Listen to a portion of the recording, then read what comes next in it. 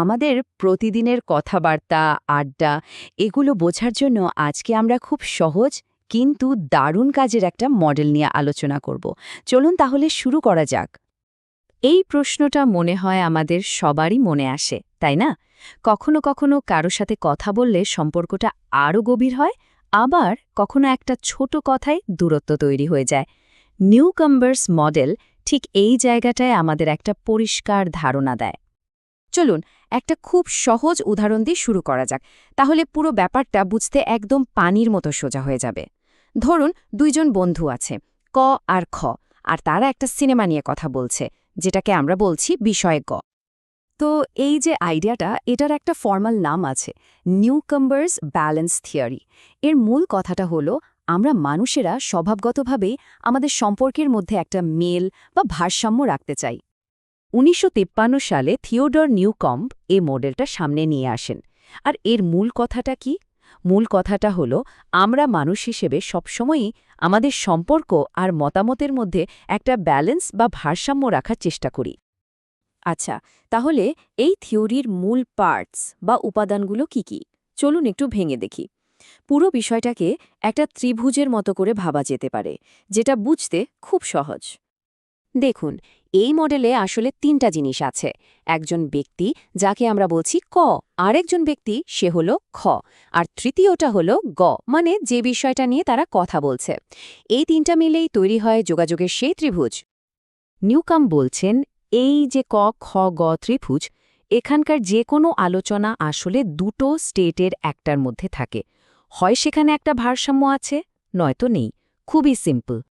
যখন ক আর খ কোনো একটা বিষয় নিয়ে একমত হয়, তখন কি হয়? তখন তাদের মধ্যে একটা মিল বা হারমোনি কাজ করে, কথা বলাটা খুব সহজ হয়ে যায়।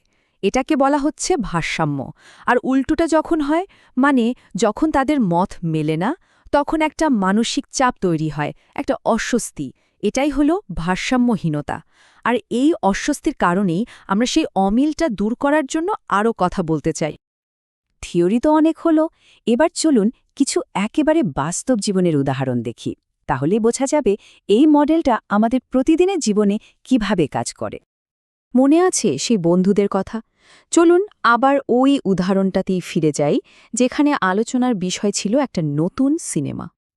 ভাবুন তো, যদি দুজনেরই সিনেমাটা দারুণ লাগে, তখন তাদের বন্ধুত্বটা আরও জমে ওঠে, তাই না? একটা ব্যালেন্স তৈরি হয়। কিন্তু যদি একজনের ভালো লাগে আর অন্যজনের একদমই না, তখন মতের অমিলের কারণে তাদের মধ্যে কেমন যেন একটা হালকা দূরত্ব তৈরি হয়। বন্ধুত্ব তো গেল, এবার চলুন পরিবারের দিকে তাকাই। ধরুন একজন অভিভাবক তার সন্তানের সাথে খেলাধুলার উপকারিতা নিয়ে কথা বলছে। এখানেও একই ব্যাপার। যদি অভিভাবক আর সন্তান দুজনেই মনে করে খেলাধুলা জরুরি, তাহলে তাদের মধ্যে বোঝাপড়াটা খুব ভালো থাকে, একটা হারমোনি বা ভারসাম্য বজায় থাকে। কিন্তু যদি তাদের মত আলাদা হয়, তখনই একটা সংঘাতের সম্ভাবনা তৈরি হয়, মানে সম্পর্কটা একটা ভারসাম্যহীন অবস্থায় চলে যায়। আচ্ছা, এবার একটা উদাহরণ দেখা যাক, যেটা প্রায়ই বেশ জটিল হয়ে ওঠে। রাজনীতি।